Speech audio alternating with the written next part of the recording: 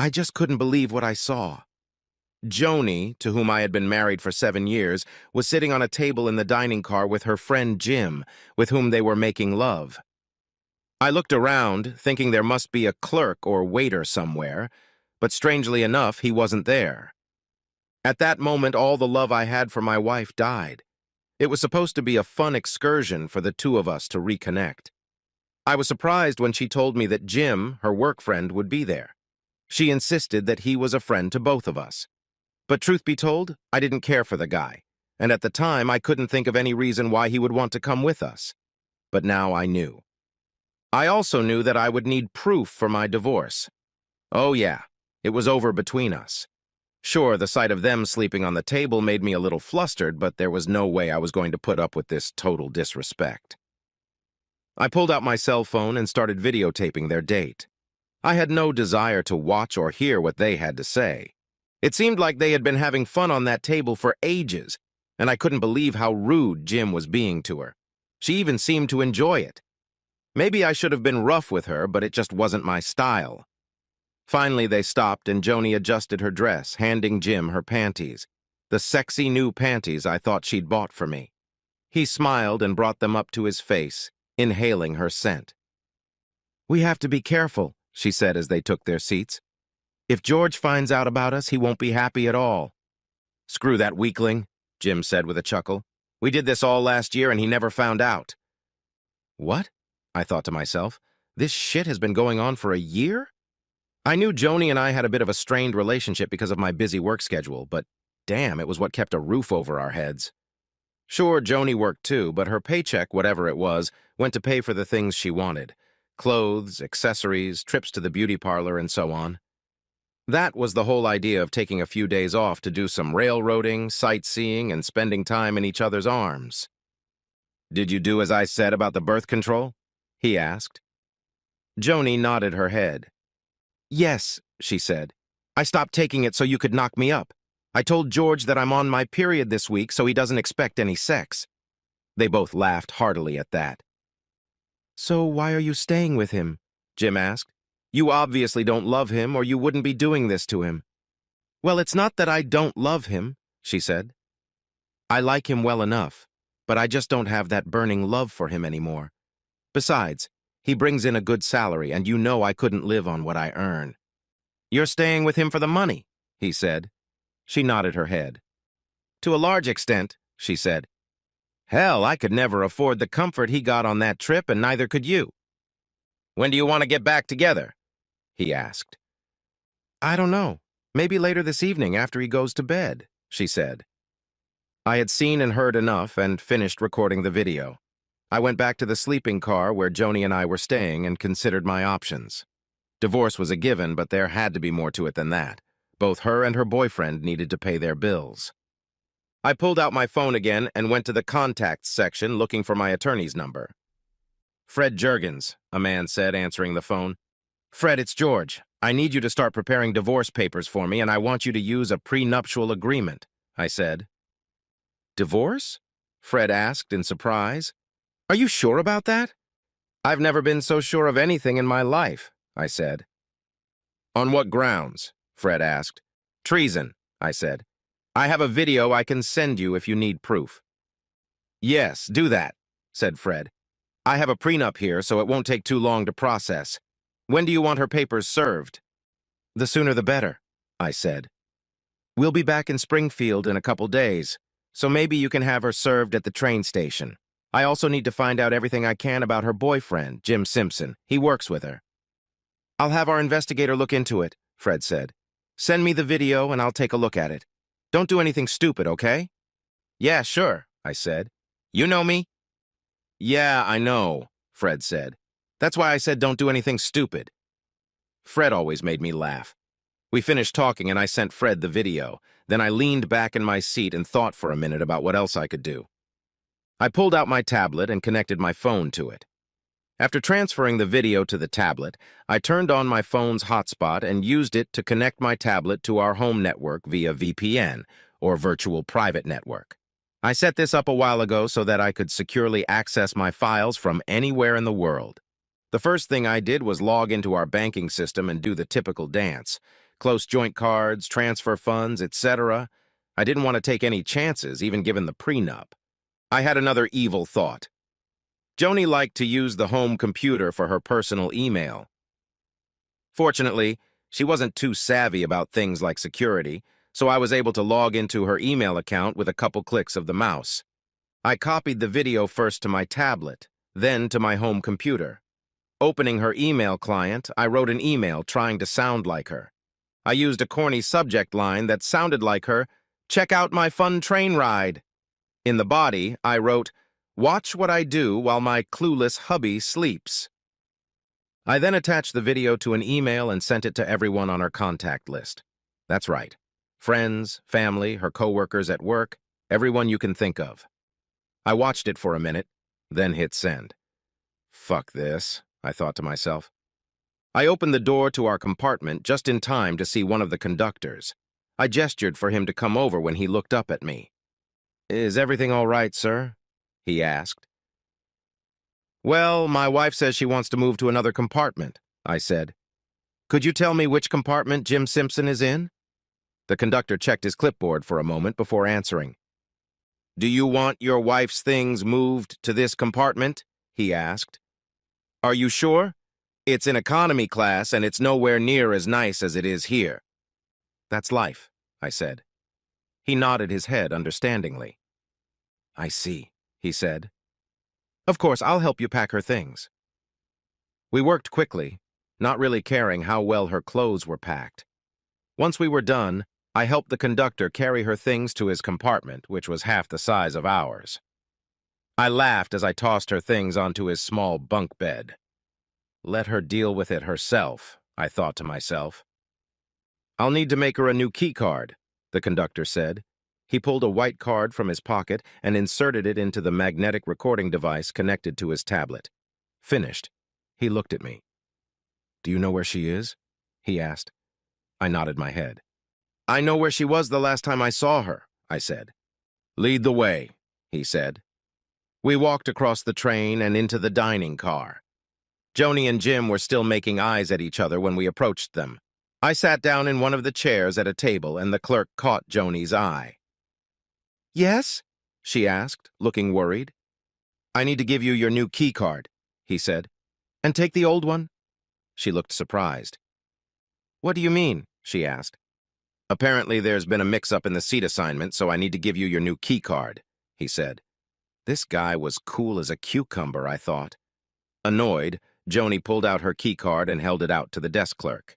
He smiled and handed her a new card. "Thank you," he said. "Have a nice trip." He turned and walked away. Joni looked at me angrily. "What the fuck are you doing?" she asked. "I'm just easing you and Jim into the game," I said. Her eyes widened. "What do you mean?" she asked. "You think I don't know about you two?" I asked. Joni was starting to get nervous. She looked at Jim, and he looked worried. He looked at her key card and noticed the compartment number. "Wait a minute," he said. "That's my compartment key." I nodded my head. "I thought that way you two wouldn't have to entertain yourselves on the dinner table," I said. "I realize it can be a little cramped in here, but that's the way it is. By the way, did Joni ever tell you about the prenup she signed when we got married?" "What are you talking about?" Jim asked. "Well, if you're going to sleep with someone, you should know a little about her first. Wouldn't you agree?" I asked. "Look, it was all just for fun," he said. "We didn't mean anything by it." Joni spoke up. "That's right, George," she said. "It was all just for fun. It won't affect our marriage in the slightest." "Really?" I asked, pulling out my tablet. I scrolled down to the part where they were talking and clicked the play icon. "Listen to this," I said. "I like him well enough, but I just don't have that burning love for him anymore. Besides, he brings in a good salary, and you know I couldn't live on what I make," Joni's voice said in the video. "So, you're staying with him because of the money," Jim said in the video. She nodded her head. I stopped the video and looked at her. "So, bitch," I said, "I'm just a walking paycheck to you." "Honey," she started. I stopped her. You can never call me honey, darling, sweetie, or whatever, I said. I don't think you should even call me by my first name. I think you should call me Mr. Duvalier. And since you don't consider yourself my wife, I'll take this, I added, taking off her wedding ring. And I'll take this, I added, grabbing her purse and taking her house key out of the large key ring she kept there. I took off my wedding ring and put it in front of Jim. You can have this. I don't need it anymore. I turned to Jim. The prenup she signed, Jim, says that in the event of infidelity, the guilty party, in this case Joni, gets absolutely nothing. I'll leave her clothes and jewelry, but that's it. I don't think she'll be able to keep up her car payments. Luckily, I've got the paperwork in her name, so it'll be a blow to her credit rating. You fucking bastard, he said, starting to get up. I grabbed a fork and tried to stab him in the arm. He sat up again. Don't fuck with me, asshole, I said. Please, Joni said, and tears came to her eyes. Mr. Duvalier, please don't do this. I've learned my lesson. Can't you forgive me and we can put this behind us?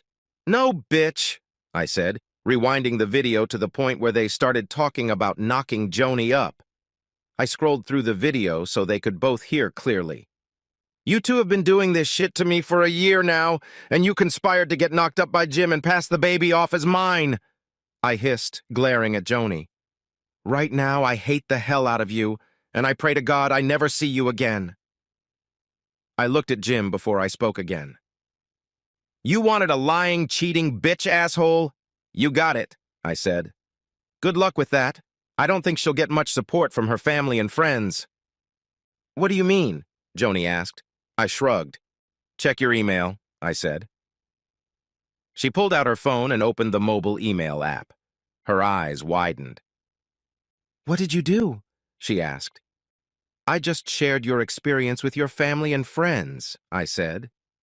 You looked like you were having such a great time. I just knew you'd love to share it with others. You're a bastard, she hissed. My parents just disowned me, and my sister says she never wants to see me again. My friends think I'm a worthless whore, and now they all hate me. Can you blame them? I asked calmly.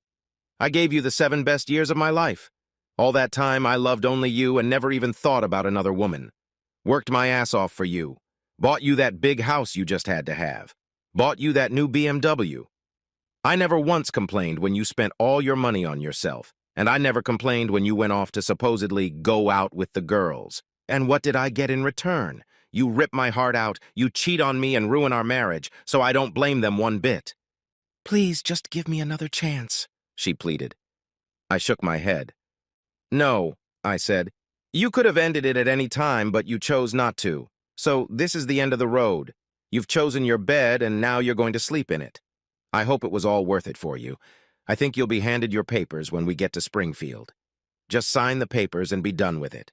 Then you and Jim can have each other to death. I don't care. Mr. Duvalier, she said, is there anything I can do to make it up to you? I'll do anything. I stood up and thought for a moment before answering. Yes, I said. There is one thing. 2 things, actually. Her eyes lit up in anticipation. Eat shit and die.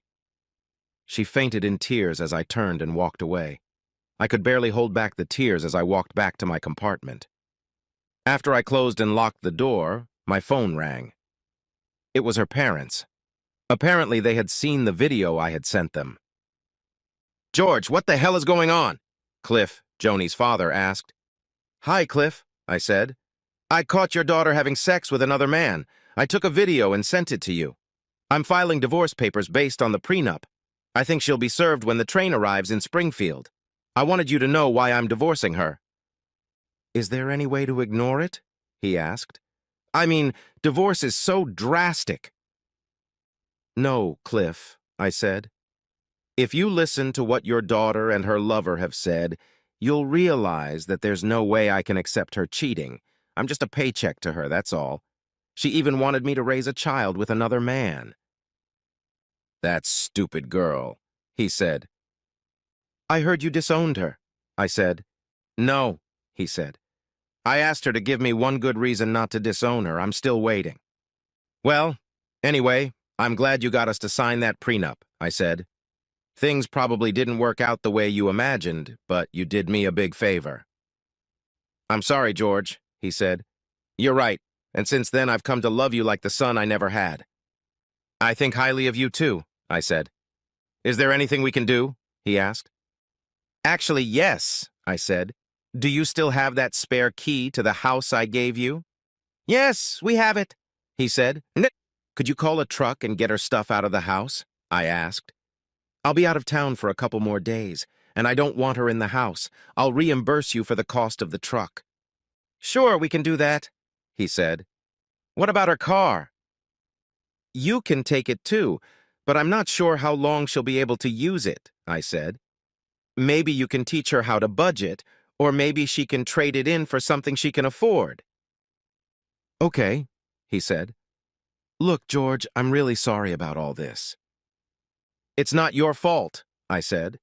We said goodbye and ended the conversation. The phone rang the second I put it in my pocket. It was Joni's cousin, Lisa. I answered the phone. What do you want, Lisa? I asked. So, did you finally find out about Joni? She asked. Yes, I said. I take it you're going to divorce that worthless bitch? She asked. Of course, I said. I've already taken some steps. Good, she said. You know I've always had a soft spot for you. Truth be told, I found Lisa pretty damn attractive too, but I was married to her cousin, so that made her unavailable. Well, you're pretty sexy yourself, I said. Lisa had a habit of wearing short skirts and tiny ripped shorts around me, and it always made me feel good. So you noticed, she said. Of course I did, I told her. Now that you kicked that bitch out, do you think we can sleep together? She asked. Maybe when the divorce is final, I said. Okay, I understand, she said. I've waited 7 years for you, so I think I can wait a few more months. I'll see you when you get back. Something good might come out of all this after all. The next 2 days flew by pretty quickly for me. I spent most of my time talking on the phone. I rarely left my compartment to avoid coming face to face with these two traitors. I heard from Fred, who told me what I suspected. Jim Simpson was a notorious womanizer who had been divorced twice for adultery. His last wife had also filed domestic violence charges against him.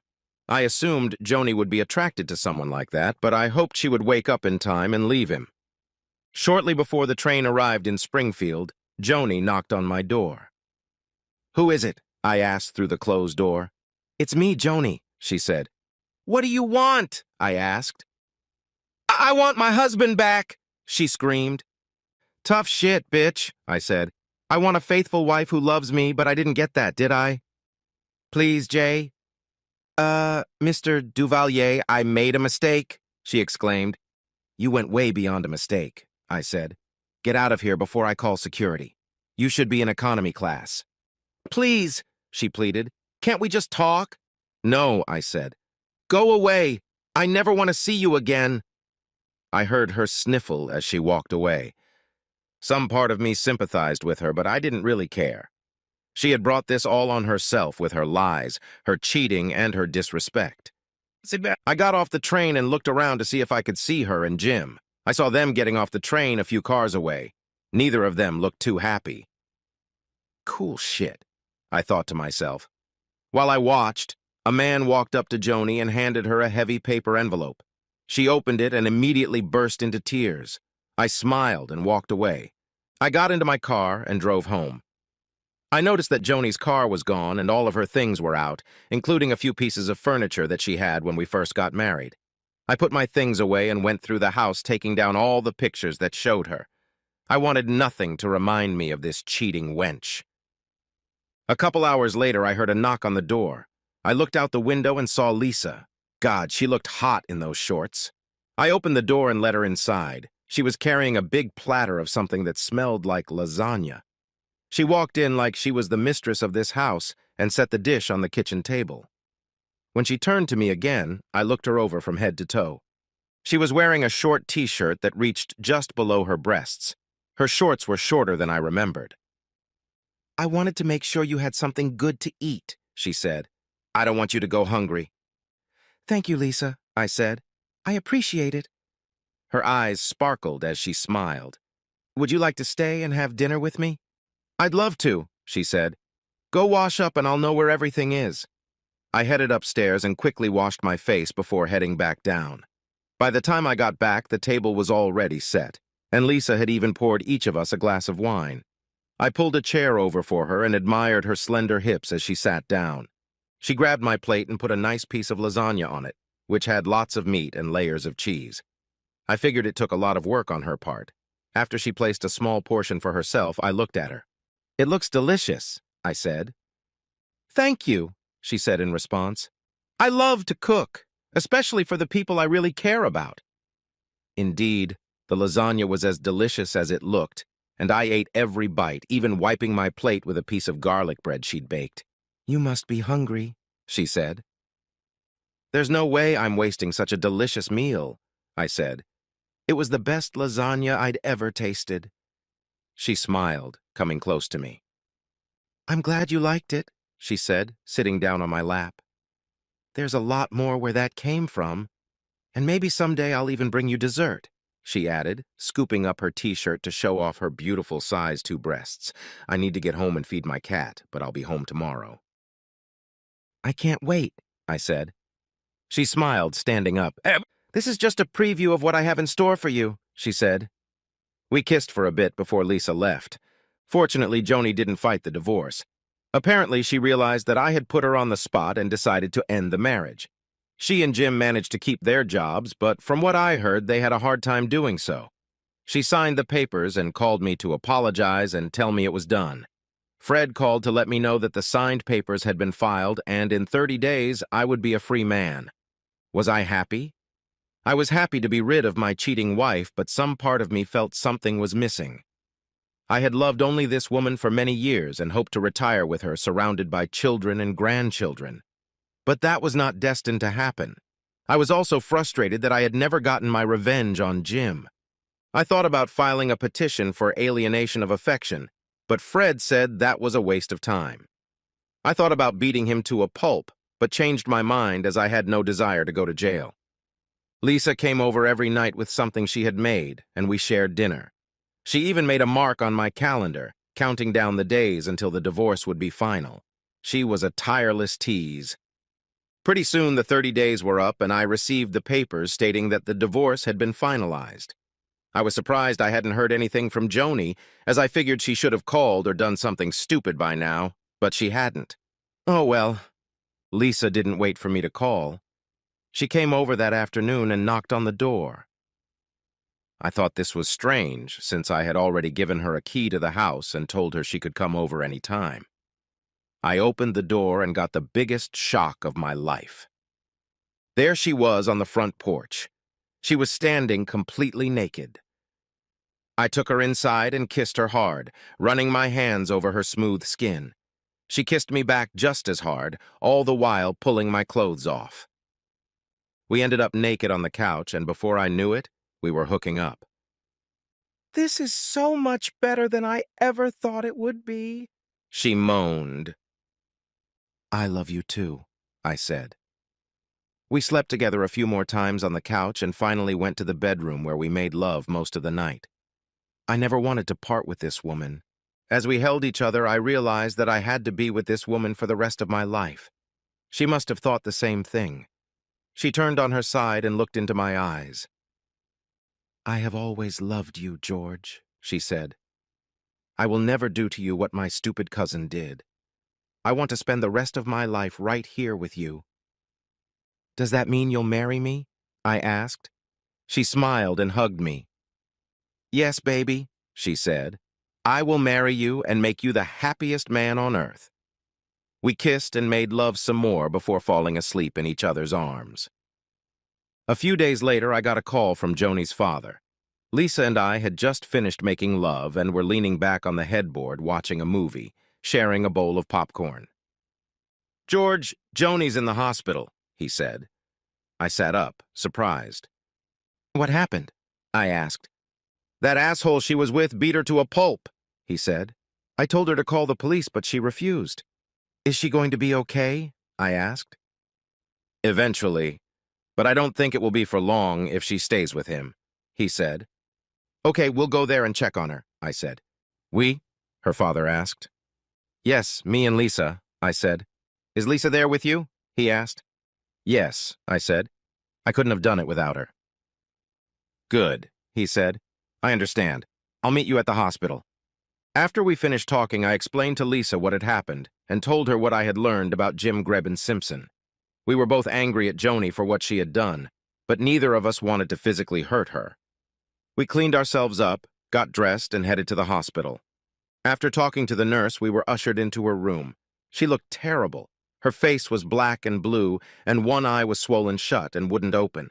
One arm was in a cast, and fluid was dripping from an IV in the other. She moaned weakly as we entered the room. I wanted to hug her and tell her everything was going to be okay, but I didn't. Jay, Mr. Duvalier, she said, a tear rolling down her cheek. I held up my hand to stop her. You can call me George, I said. What's wrong? Jim wanted to use my car to take his date on a date, and I told him no, she said slowly. He got angry and started hitting me, calling me all kinds of names. I told him that it was my car and almost half of my check was going to pay for it, and there was no way I was going to let him use it to impress some whore. He wouldn't stop beating me until I threatened to call 911. That's when he took off. I don't know where he is. I was having a really hard time breathing and my chest was hurting really bad, so I called 911 and they came and brought me here. Did you tell the cops what happened? Lisa asked. No, she said. I was afraid to do that. I thought if they put him in jail, he'd kill me when he got out. I shook my head at the crap I'd heard. Let me handle this the right way, I said. You ran off to live with the guy you cheated on me with, and now he's cheating on you. Is that true? She sobbed and nodded her head. Yeah, she said. I really screwed up, didn't I? Yes, you did, Lisa said. But you don't deserve this. He committed a crime and he should be put behind bars. Joni, I said. Did you know he had a history of domestic violence? I knew he could be a little rough, but no, I didn't know that, she said. Lisa hugged her cousin and tried to comfort her. Joni noticed the diamond ring on her finger. Are you engaged? Joni asked. Lisa smiled and nodded her head. Yes, she said. George and I are going to get married. Joni began to sob, and her tears soaked Lisa's t-shirt. But you're still my cousin, and I still love you, even though I think you're a stupid bitch for what you did to George. Just then, Joni's parents walked into the room. They were furious when Lisa and I told them what had happened. Okay, Cliff said to Joni. We'll stay here with you and move you back to the house when you're discharged. You'll stay with us until you can get back on your feet. He looked at me and gestured for me to step out into the hallway. What do you know about this Simpson guy? He asked. I told him what I'd learned from Fred, and he nodded his head, making mental notes. And you say he's working with Joni? Yes, I said. He nodded his head once more. Okay, I'll take care of Simpson, he said. I'm not going to discuss it with you. You don't need to know the details, believe me. What's going on with you and Lisa? Well, she helped me through my divorce, and now we're engaged, I said. He smiled and nodded his head. I'm not surprised, he said. She's always had a thing for you. Congratulations. At least you'll still be part of the family. Thank you, I said. Is there anything I can do to help with Simpson? He shook his head. No, he said. I'll take care of everything. Besides, you're getting married soon, and the last thing Lisa needs is her new husband in jail. The less you know, the better. Cliff was walking down the hallway talking to someone on his cell phone. I headed back to Joni's room. Joni's mother looked at us. I'll stay with her tonight, she said. Cliff will take care of getting her things out of that man's apartment. Thanks for coming by. You're welcome, I said as I hugged her. Joni looked at me with tears in her eyes. I'm so sorry, she said, for everything. Will you be able to forgive me? I thought for a moment before I spoke. I think so, I said, realizing that the other two women were looking at me. After all, we'll still be a family. Thank you, she said. I walked over and hugged her goodbye. Get well, I said, kissing her lightly on the forehead. Take good care of him, Joni said to Lisa. Please. Lisa smiled and nodded her head. "I'm going to do it," she said. We walked out of the hospital and headed home. I had no idea what Cliff meant about Jim, but I had heard stories about his military service. I also knew he had friends in high and low circles, so I kept up with the local news, even looking at the obituaries. I didn't see anything there, but a week later there was a short story in the local paper about a man being attacked and brutally beaten outside a local bar. According to the story, the man named Jim Simpson was confronted by a group of men who ended up breaking 3 ribs, his jaw, his kneecap, and his arm. The story also said something about his testicles being severely damaged. I couldn't help but laugh at that. Cliff took Joni's things from the apartment and moved her back to her house. Her parents hated what she had done to me, but she was still their daughter, and they still loved her. Lisa and I got married a couple months later. Since her parents had died a few years earlier in a car accident, Cliff walked her down the aisle and shook my hand. Joni came with her parents and cried when the preacher pronounced us husband and wife. We had a great honeymoon in Las Vegas. Upon returning, we moved her things into the house. She decided that since I was making more than enough for the 2 of us, she would quit her job. "I have a new job now," she told me. "What is it?" I asked.